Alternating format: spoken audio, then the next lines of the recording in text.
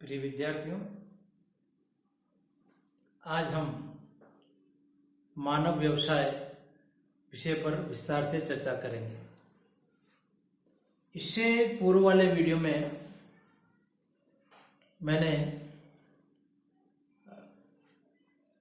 मानव प्रजातियों के वर्गीकरण पर विस्तार से आप लोगों के लिए व्याख्यान प्रस्तुत किया था। मैं डॉक्टर हरिनारायण कोहली, सहाचार्य भूगोल विभाग, राजकीय कला महाविद्यालय कोटा से। तो आइए मानव व्यवसायों पर विस्तार से चर्चा करें। देखिए, जब से मनुष्य इस पृथ्वी पर आया तब से अपनी आवश्यकताओं की पूर्ति के लिए उसने विभिन्न प्रकार की क्रियाकलाप प्रारंभ किए। तो वो विभिन्न क्रियाकलाप, क्योंकि उस वक्त सीमित आवश्यकताएं और उन आवश्यकता की पूर्ति के लिए ही उसके क्रियाकलाप हुआ करते थे।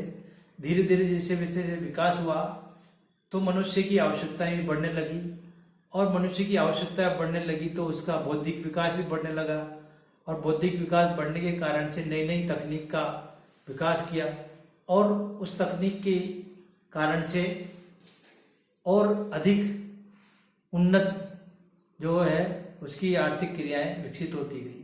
तो मानवीय व्यवसायों का एक विकास क्रम है जिसके द्वारा हम समझ सकते हैं कि मानव विकास, जो मानव व्यवसाय है, उनमें किस किस युग में कैसे हम परिवर्तन देख सकते हैं। तो मानव व्यवसायों के विकास क्रम को हम देखें तो चार जो है विभिन्न युगों के अनुसार विभिन्न कालखंड में इसको बांटकर और मानव व्यवसाय के विकास को हम समझ सकते हैं। जैसे पहला है प्रागैतिक ऐतिहासिक काल, दूसरा प्राचीन काल, तीसरा मध्य काल और चौथा आधुनिक काल। तो प्रारंभ में प्रागैतिहासिक काल में है जो मनुष्य बिल्कुल प्रारंभिक अवस्था में अपनी सीमित आवश्यकताओं की पूर्ति के लिए प्रयासरत रहता है, और उस काल में जो उस काल की हम विशेषता देखें तो उस काल में हम पाएंगे कि मानव की सीमित आवश्यकताएं थी। प्रागैतिक ऐतिहासिक काल में मनुष्य की जो है आवश्यकताएं वो अत्यंत सीमित थी। उस काल में मानव जो जनसंख्या है वो भी अति सीमित अवस्था में ही थी, बहुत कम जनसंख्या उस काल में हम पाते हैं। फिर जो उस काल को देखें तो मनुष्य का जो है बौद्धिक जो ज्ञान है वो बिल्कुल निम्न स्तर का था, क्योंकि आवश्यकताएं इतनी नहीं थी और उसके कारण से ज्यादा विकास नहीं हुआ था, और बौद्धिक जो ज्ञान है वो भी अल्प ही था। उस काल में मनुष्य जो अपनी आवश्यकता की पूर्ति करता था, शिकार करना इत्यादि, तो औजारों के रूप में अगर हम देखें तो केवल नुकीले आकार के पत्थर और कुछ जो लकड़ियां वगैरह उसका औजार हुआ करती थी, जिनसे वो शिकार कर कर अपनी जो भूख की आवश्यकता को पूर्ति करता था। लेकिन इस काल में आते आते मानव ने कुत्तों को पालना प्रारंभ कर दिया था। कुत्ते को पालतू पशु के रूप में, पालतू जानवर के रूप में उसने पालना प्रारंभ कर दिया था। आदिम तरीके से कृषि कार्य भी प्रारंभ हो गया था प्रागैतिक ऐतिहासिक काल में ही। तो लेकिन कुछ पौधों को अपने उपयोगी समझकर उन्हें कृषि के रूप में पैदा करना प्रारंभ कर दिया था। नवपाषाण काल में पहिए का आविष्कार हो गया था। प्रागैतिक ऐतिहासिक काल के आखिरी में जाते जाते नवपाषाण काल प्रारंभ हुआ, और नवपाषाण काल में मनुष्य ने पहिए का आविष्कार कर लिया था, और उस पहिए के आविष्कार के कारण से मिट्टी के बर्तन बनाना और अनेक वस्तुएं इस तरह से अपनी आवश्यकता की बनाना मनुष्य ने प्रारंभ कर दिया था। तो यह प्रागैतिक ऐतिहासिक काल की प्रमुख विशेषता है। फिर दूसरा है प्राचीन काल। तो प्राचीन काल में जो है मनुष्य का जो बौद्धिक विकास है उसमें वृद्धि हुई। लगभग 4000 वर्ष पूर्व कांस्य युग का प्रारंभ हुआ। ईसा से 4000 वर्ष पूर्व कांस्य युग प्रारंभ हो गया था। इस युग में, इस काल में नगरों का विकास प्रारंभ हुआ।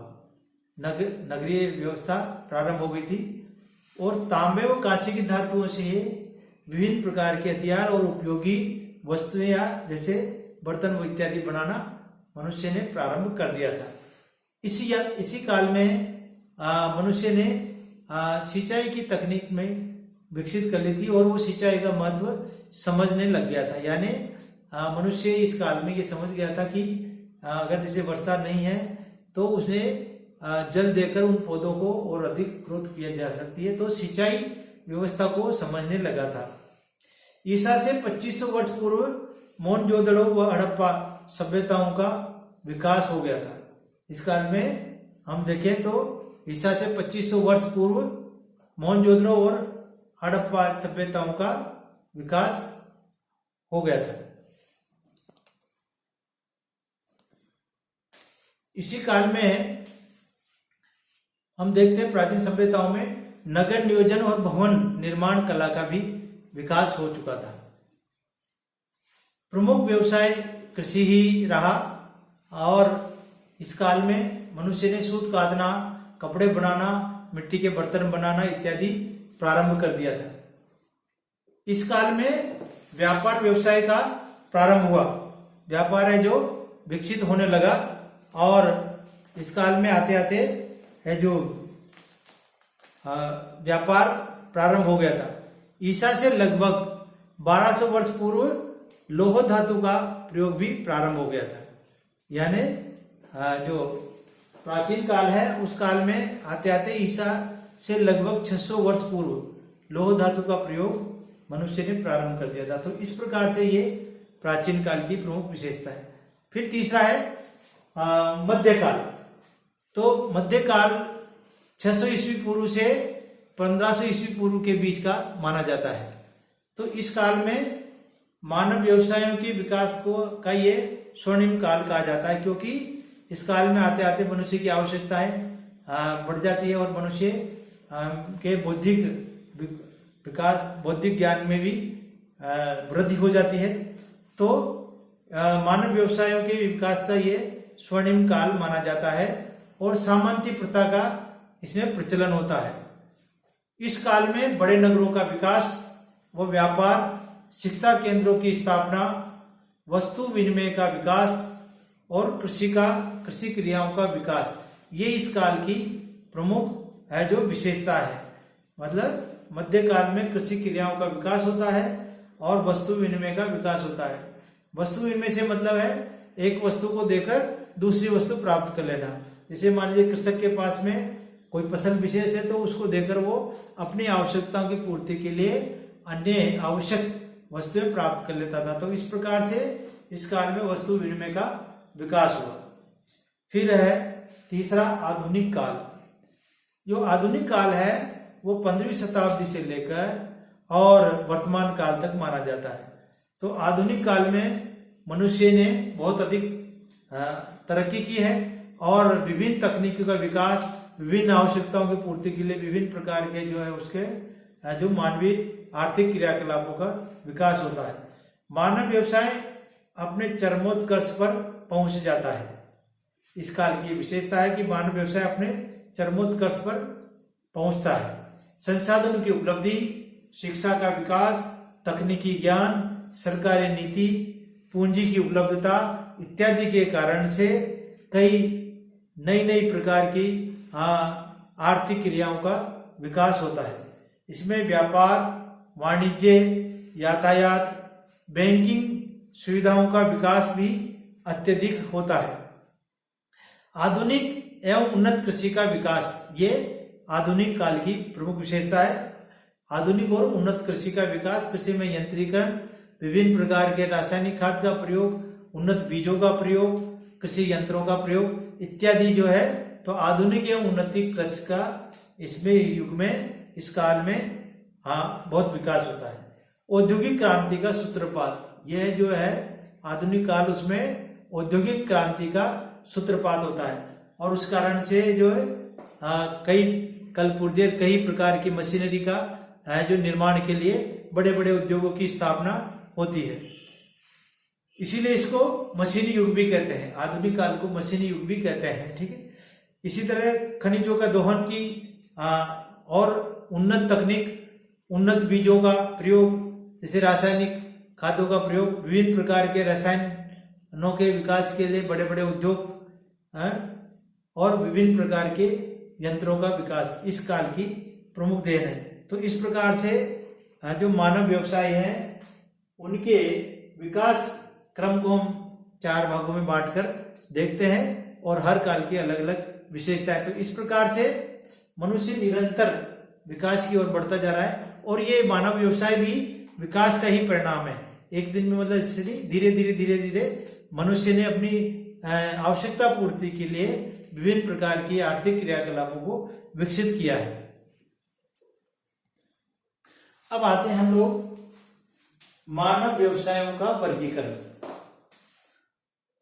जितनी भी तमाम आर्थिक क्रियाएं हैं, आर्थिक जो क्रियाकलाप है मनुष्य के, मानव व्यवसाय हैं, उनको 5 वर्गों में रखा जाता है। पहला प्राथमिक व्यवसाय, दूसरा द्वितीयक व्यवसाय, तीसरा तृतीयक व्यवसाय, चौथा चतुर्थक व्यवसाय और 5वां पंचम व्यवसाय। तो देखिए प्राथमिक व्यवसाय, प्राथमिक व्यवसाय से हमारा तात्पर्य है कि वह समस्त मानवीय क्रियाएं जिनके अंतर्गत होने वाला उत्पादन प्रत्यक्ष रूप से भूमि से प्राप्त होता है या भूमि से संबंधित होता है, यानी प्रत्यक्ष रूप से जो गतिविधियां हैं मानव की, अगर वो प्रत्यक्ष रूप से पर्यावरण से या भूमि से जुड़ी हुई है तो वो प्राथमिक व्यवसाय कहलाती है। जैसे शिकार करना, मछली पकड़ना, वन्य क्षेत्रों से वस्तुओं का एकत्रण करना, पशुपालन करना, लकड़ी काटना, आदिम कृषि, खनन कार्य आदि, ये जो व्यवसाय हैं ये प्राथमिक व्यवसाय कहलाते हैं।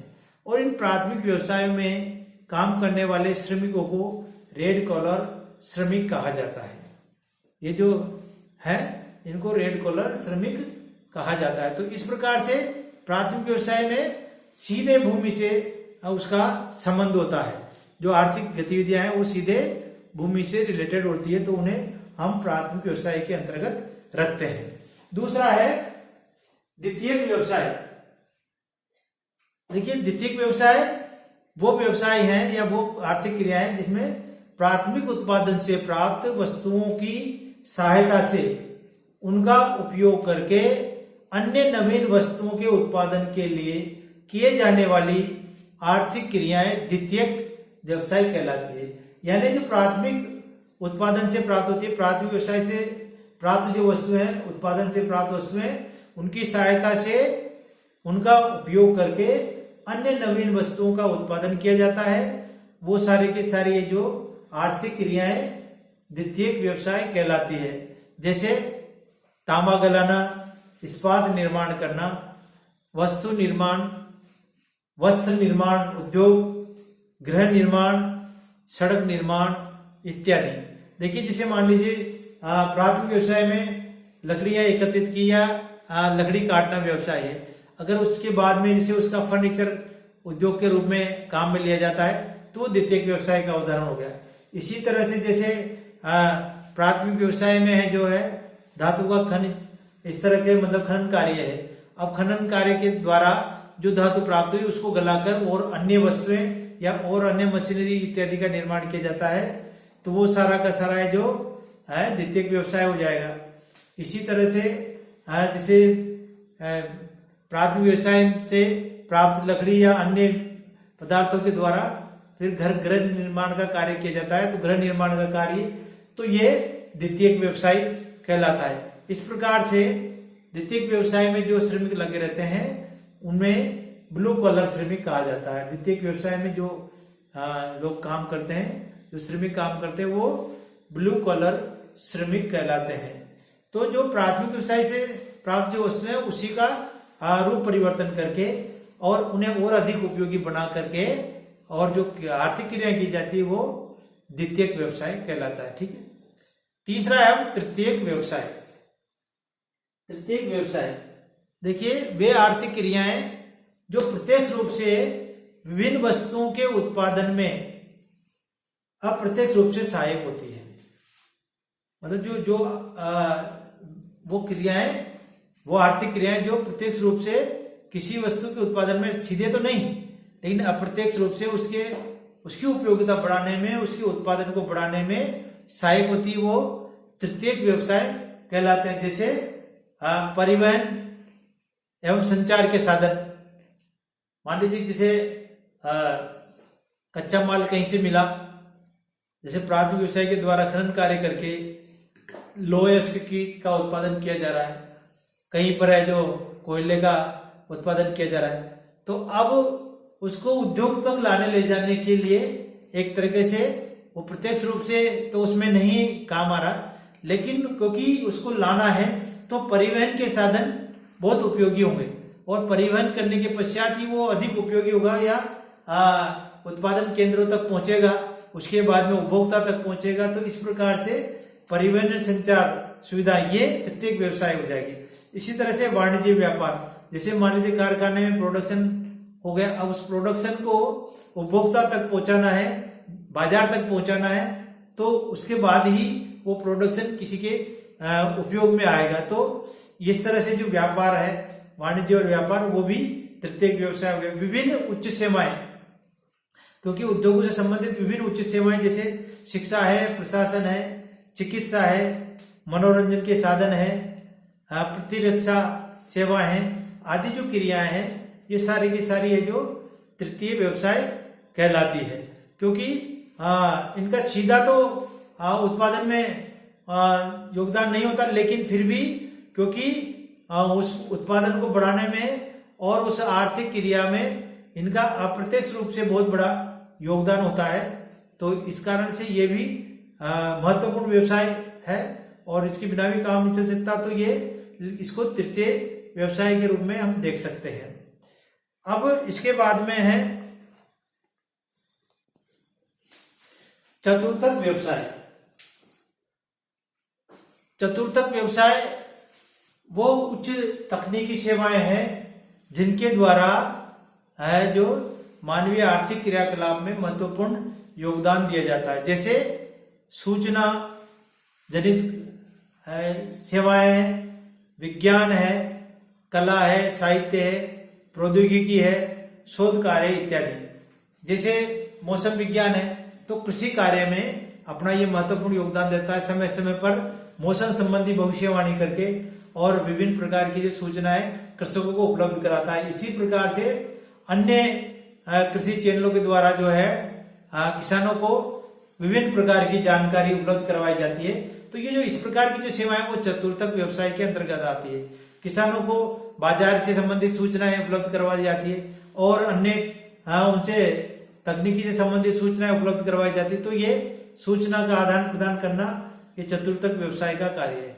इसी तरह से विभिन्न प्रकार के वैज्ञानिक जो है शोधों के द्वारा और वैज्ञानिकों द्वारा नए नए जो आविष्कार करके और उत्पादन बढ़ाने में या अन्य जो कार्य उसमें सहयोग देना, ये चतुर्थक व्यवसाय का कार्य है। इसी तरह कला, साहित्य, प्रौद्योगिकी और शोध कार्य, ये जो सारे के सारे जो है ये चतुर्थक व्यवसाय के अंतर्गत आते हैं। तो ऐसे जो कार्यों में लगे हुए हैं जो श्रमिक है उनको श्वेत कॉलर श्रमिक कहा जाता है। तो इस प्रकार से चतुर्थक व्यवसाय का भी है जो आधुनिक समय में अपना बहुत महत्वपूर्ण रोल है। और क्योंकि उच्च तकनीकी सेवाओं के द्वारा और विभिन्न प्रकार के शोध कार्य द्वारा और प्रौद्योगिकी के द्वारा जो नवीन तकनीकी जानकारी उपलब्ध करवाई जाती है, उससे निश्चित रूप से उत्पादनकर्ता को और उपभोक्ताओं को बहुत बड़ा लाभ होता है। क्योंकि जैसे कृषि के क्षेत्र में देखें हम तो विभिन्न कृषि केंद्रों द्वारा जो प्रौद्योगिकी के द्वारा और नई नई तकनीकी और शोध कार्य के द्वारा उन्नत बीजों का जो आविष्कार किया जाता है, अच्छी नस्ल की फसलें उत्पादित की जाती है, बीज तैयार किए जाते हैं। तो इस प्रकार के जो यह चतुर्थक कार्य है। इसी प्रकार जैसे पशुपालन के क्षेत्र में विभिन्न नस्लों के बारे में जानकारी और उनकी उसमें उन्नत और अच्छा नस्ल में सुधार हो, उसके लिए विभिन्न प्रकार के जो प्रौद्योगिकी और शोध कार्य निरंतर किए जाते हैं। ये सारे के सारे जो चतुर्थक व्यवसाय के अंतर्गत आते हैं, जिसका बहुत बड़ा जो है योगदान होता है। अब है पंचम व्यवसाय। देखिए, मनुष्य की जैसे जैसे आवश्यकता बढ़ती गई और विभिन्न प्रकार की जो है प्रौद्योगिकी और उसके कारण से नए नए उद्योग धंधों का विकास हुआ, उसके कारण से एक अति विशिष्ट वर्ग का उद्भव हुआ और उसको हम उच्च स्तरीय निर्णय लेने वाले प्रबंधक के रूप में, प्रशासक के रूप में, शोधकर्ताओं के रूप में, वैज्ञानिक और वित्तीय तथा कानूनी सलाहकार के रूप में देख सकते हैं। तो ये जितने भी हैं अति विशिष्ट कार्य जो अति आवश्यक हो गए, बड़े बड़े जैसे उद्योगों के लिए प्रबंधक, निर्णय लेने वाले, तो निर्णायक मंडल है या शोधकर्ता है, वैज्ञानिक है, वित्तीय और कानूनी सलाहकार है, वो सारे के सारे जो है पंचम व्यवसाय में आते हैं। तो इस प्रकार से संपूर्ण मानव व्यवसायों को 5 वर्गों में रखकर और इसको देखा जाता है, अध्ययन किया जाता है। आगे हम इन व्यवसायों का विस्तार से, जैसे कृषि में कृषि के प्रकारों का अध्ययन करेंगे, इसी तरह से उद्योगों का और इस तरह से। लेकिन यहाँ क्योंकि संपूर्ण मानव की आर्थिक गतिविधियों को या आर्थिक कार्यों को, उसके क्रियाकलापों को, उसके मानवीय व्यवसायों को हम 4-5 वर्गों में रखकर और इसको रखते हैं। तो इस प्रकार से देखिए, आधुनिक अभी जो समय चल रहा है उसमें ई कंटेंट्स की और वीडियो की बहुत बड़ी भूमिका है। आप लोग वीडियोस को देखें और अपने कमेंट्स दें, सुझाव दें और ज़्यादा से ज़्यादा इसका लाभ उठाएं, ताकि इस कोरोना काल में भी आपकी पढ़ाई निरंतर जारी रहे। तो आप लोग व्हाट्सएप ग्रुप से जुड़े रहें और उसमें निरंतर इन वीडियो को देखें और लाभ उठाएं। आगे हम अब अगली कक्षा में विश्व की जो है मुख्य प्रजातियों का अध्ययन करेंगे। बहुत अच्छा विषय है, कंपटीशन में भी इन पे आता है सवाल। तो विश्व में पाई जाने वाली जो आपके कोर्स में जो विश्व की प्रमुख जो है जनजातियां, उनका हम लोग आगे आने वाले वीडियो में बताएंगे। धन्यवाद। और अपने चैनल को सब्सक्राइब करना और वीडियो पे अपने कमेंट देना ना भूलें। धन्यवाद। Thank you.